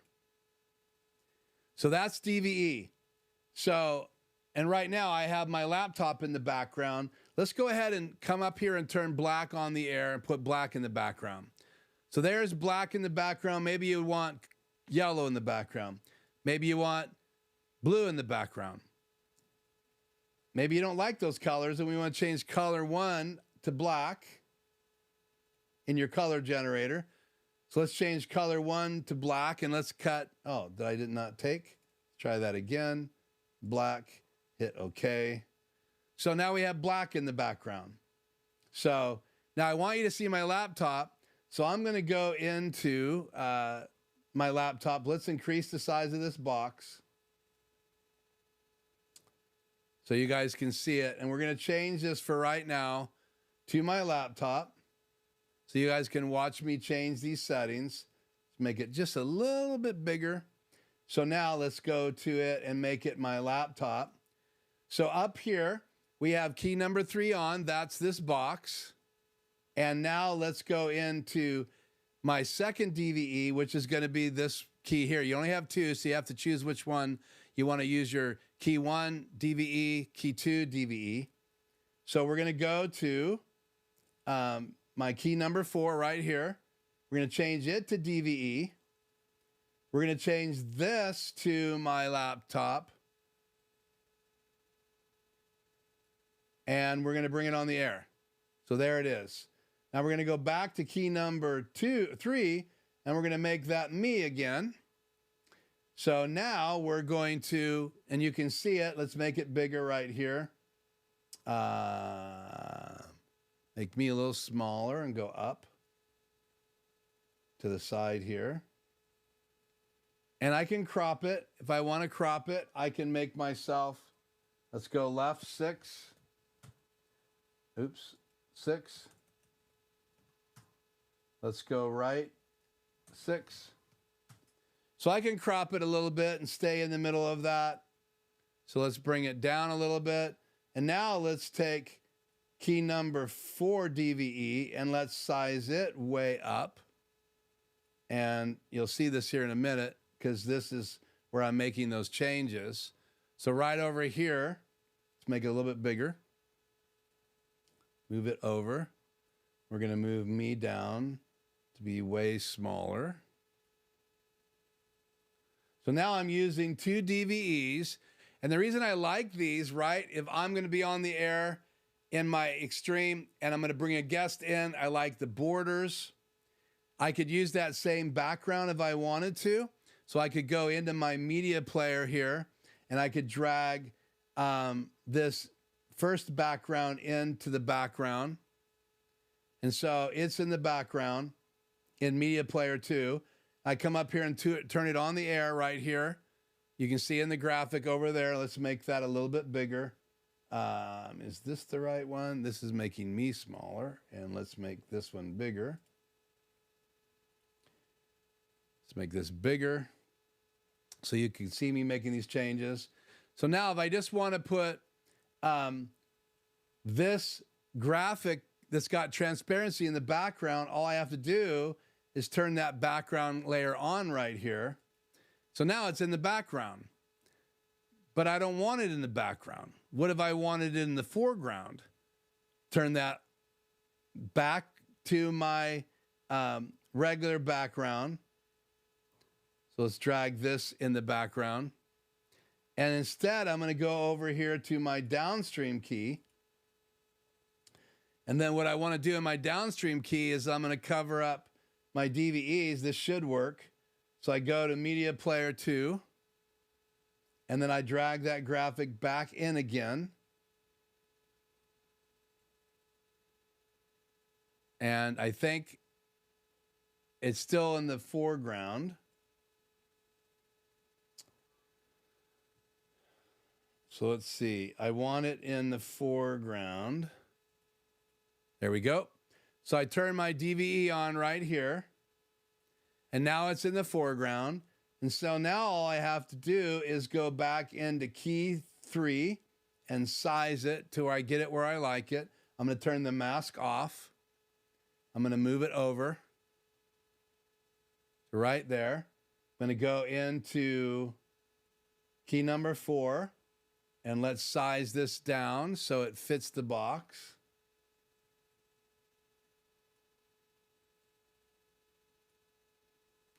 And all I'm doing is, because I'm using my downstream key, the downstream keys layer over everything, so it's putting this over everything. I'll change what's in the background so it's less confusing. So let's see here. What do I have in the background? Let's just put black in the background. And now let's move 3 over where it's supposed to be. Still a crop on that.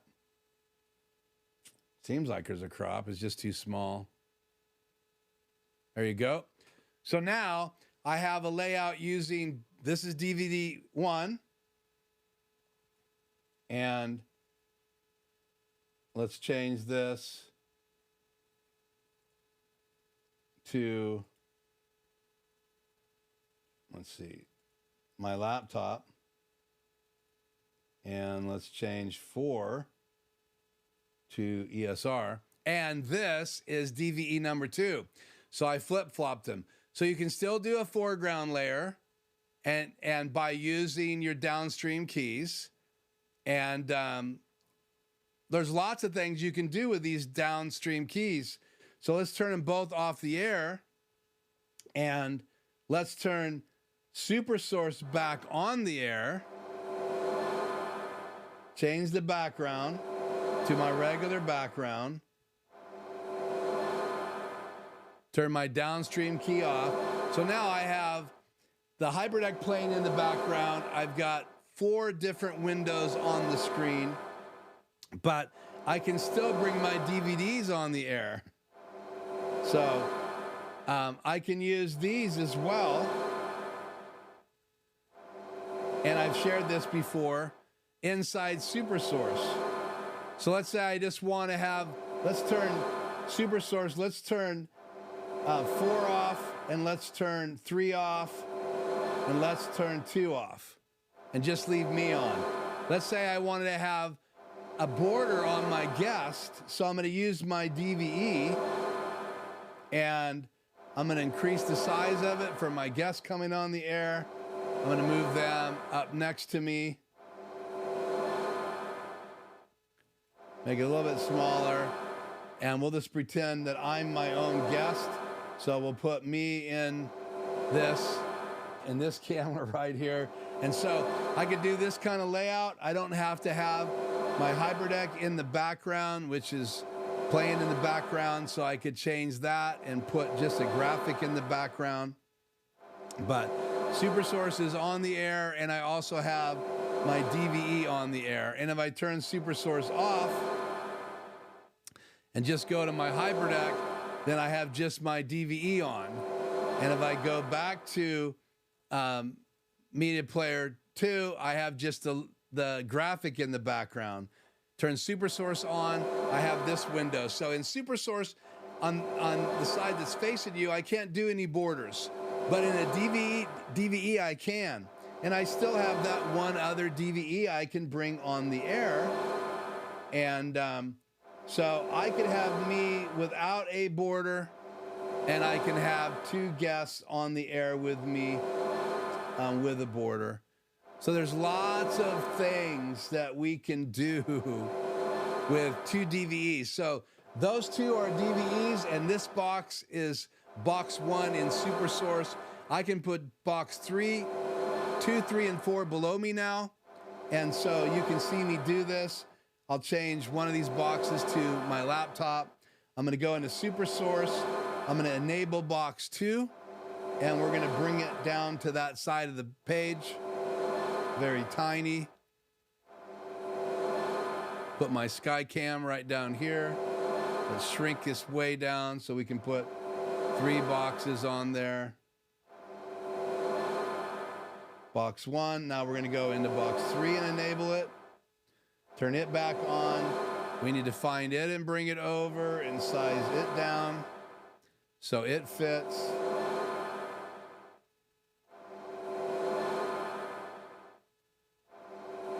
And then we'll go to box 4 and we'll bring it on the air and we'll size it down.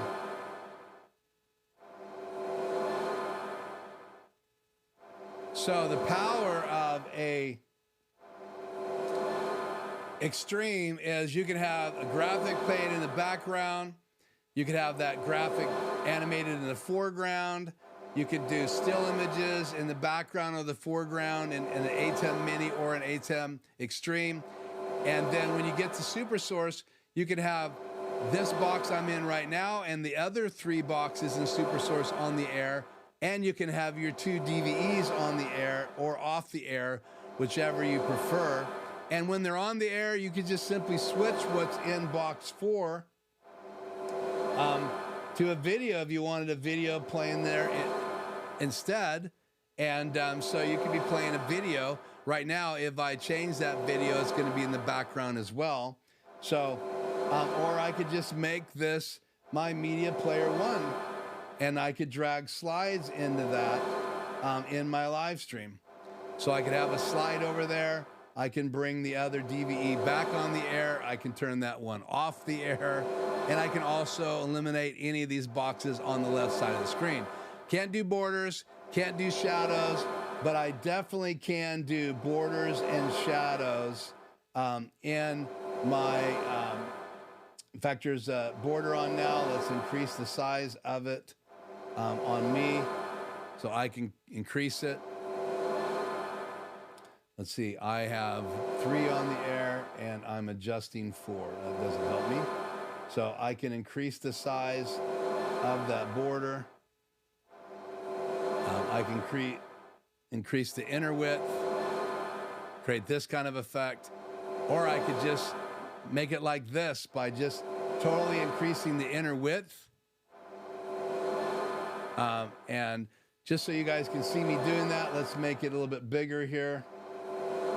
SuperSource, turn box 4 off, turn box 3 off, turn box 2 off. Now let's do box 2 on. Let's make that my laptop. And let's increase the size of that box.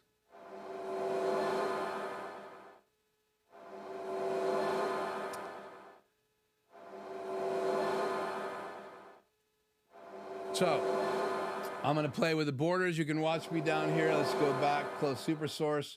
Let's mess with box number 3 borders. You can see it's the set to DVE right here. And I can go down here, and here's the outer width of that border.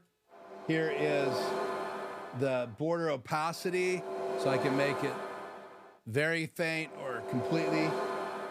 And so if I make the border opacity 60%, and then I create the outer softness like that, then I can create the inner width.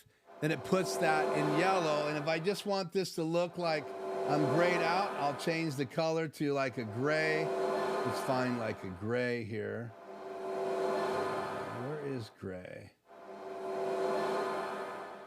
Go down here.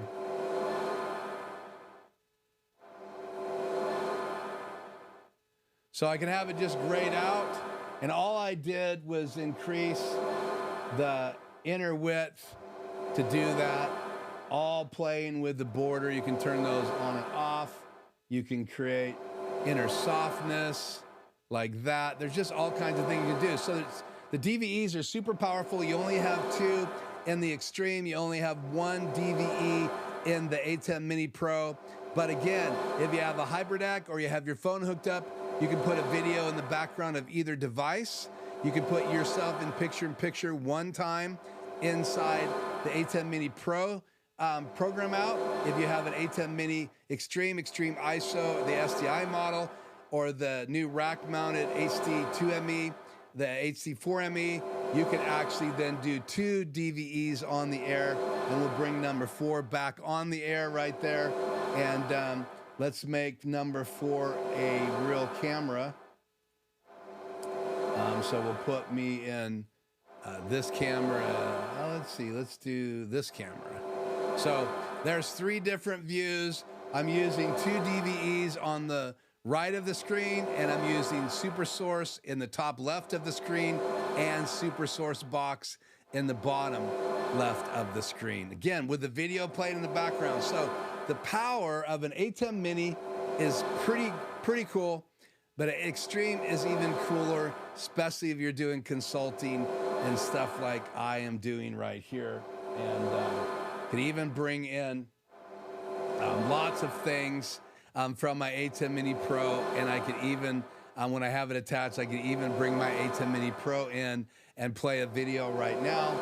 So we'll do that. I'm going to choose that input, which is number 4, and I will take my phone and I will hit play right now, and that video is playing, giving you guys a tour of the tent that we just took down yesterday, packed up in the trailer, and sent it to Pasco to rest until our next event in September. So pretty cool features and powerful things that you can do with the ATEm Mini.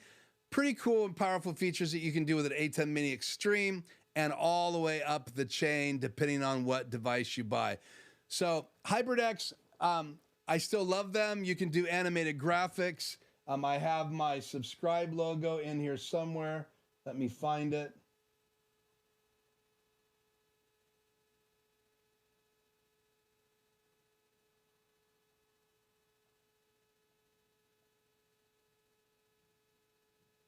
Have my subscribe logo. We'll bring that on the air.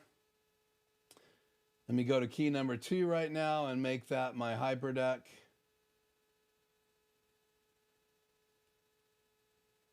Key number 2, HyperDeck key and fill. And you can do animated logos like this with a HyperDeck. So that's one of the things that you can do. You can do the stinger across the screen with a HyperDeck. And you can also do some video automation from your HyperDecks. So HyperDecks are pretty cool. They make HyperDecks that have key and fill, which is what you need right there to do these kind of graphics and to do with transparency. Not a lot of transparency here, but there is 2 layers to that graphic. It has a key layer and a fill layer, and it's just going to play over and over again. My Stinger has the same thing.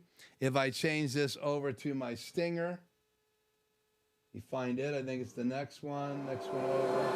There's my Stinger, and you can see, oh wow, what happened there? It switched. Bring that back to that video.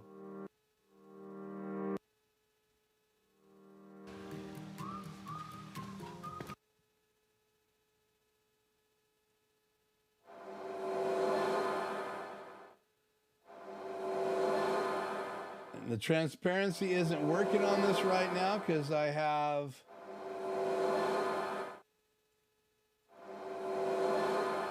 there's the fill layer in the back. I just reversed them, and now we'll put the key layer in the back. I just need to turn on pre-multiplied, and there you go. So you can do graphics like this and just change cameras. So let's see, I'm on camera 2. I will cut to camera 3, back again, back again, back again, to another camera, to another camera, to another camera. And we'll turn that key back off the air again because it's driving me crazy. So you can do that with a HyperDeck. That's why I have HyperDecks. I have 2 in my studio that play key and fill, so I can do graphics like that. You can see the main layer and the key layer playing right there, so that keys out the background, and that is the foreground, and you can see it playing, and they layer over each other, and that's what's playing when this is turned on. So I can use that to switch camera angles, and pretty powerful things that you can do with the ATEm Mini using a HyperDeck or using it with the Extreme. So, okay, so let's clean up things here. Let's see, let's stop that playing. Let's stop this from playing. Let's go back to chat on the air. Change what is in box number 4 back to Luma. And that should be PC. And let's do this right here.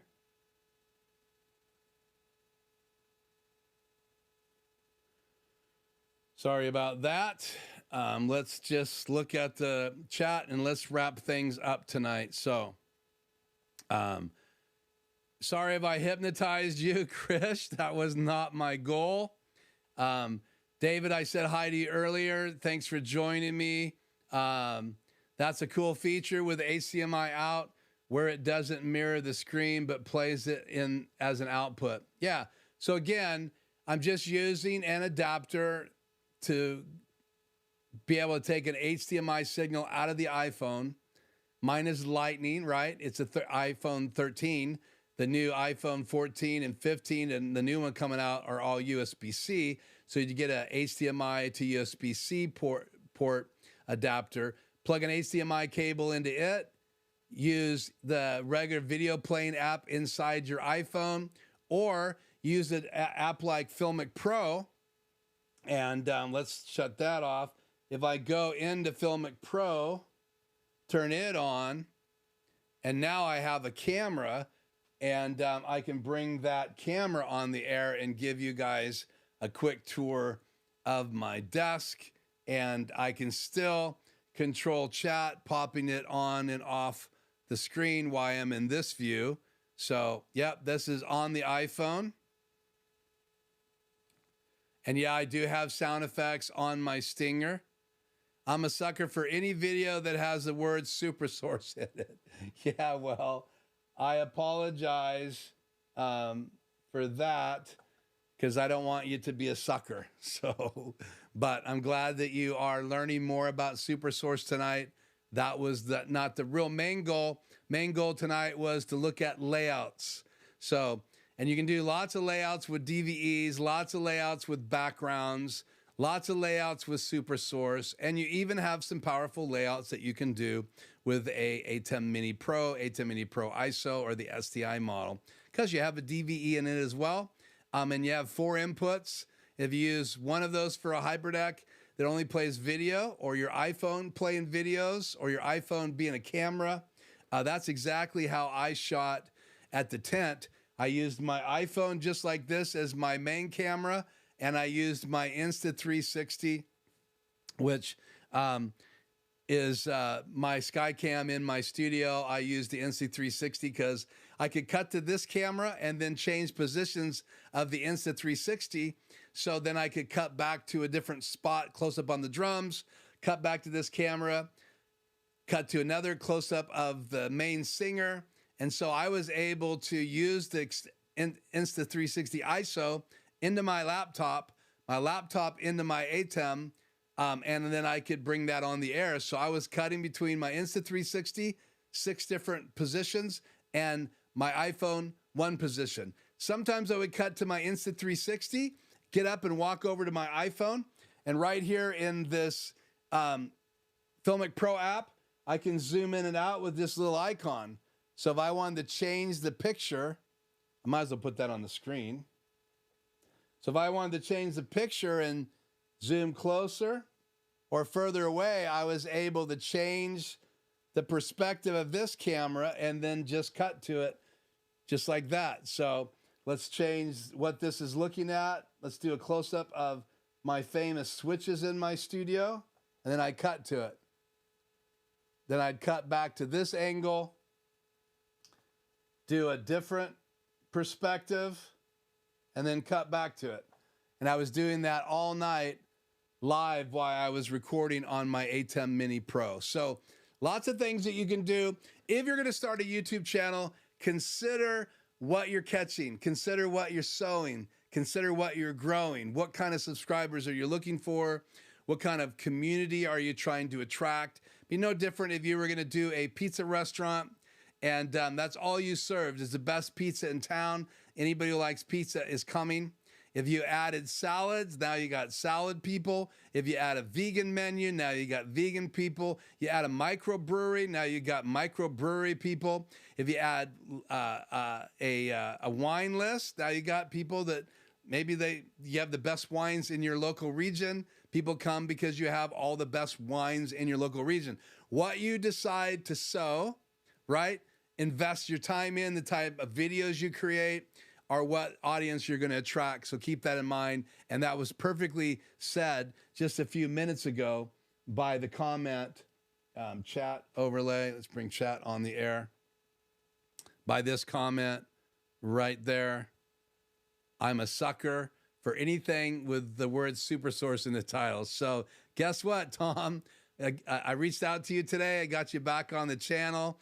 And you said you saw SuperSource, and that was the seal of the deal. So again, if I wanted to attract Tom Q, I used the right techniques tonight, and that's really cool. So if you only need 2 boxes, you can have a borders in SuperSource by using box 3 and 4 as the borders for boxes 1 and 2. Correct.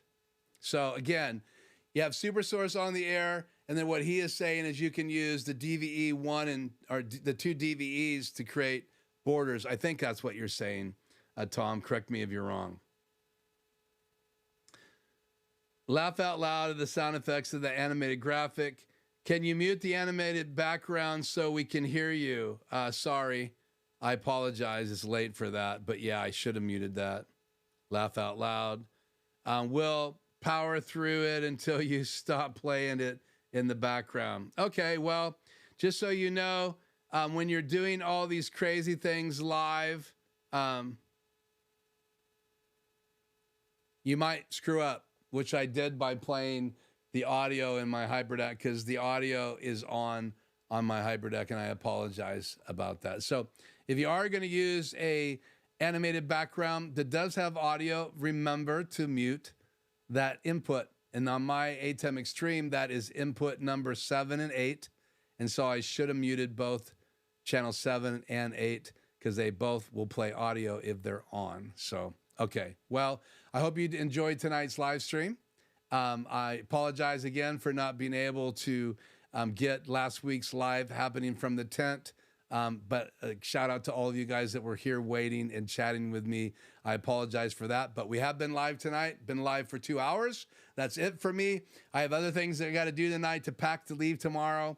But I really appreciate you guys joining me live. I hope this was educational, and I hope that those of you that aren't watching it live, you watch it later. I hope the chapter markers that I'll put on tonight help you go to different sections. And I apologize for the HyperDeck playing in the background, the audio, and I should have been paying more close attention to the chat. So, okay, that's it for me. Thank you guys so much for tuning in.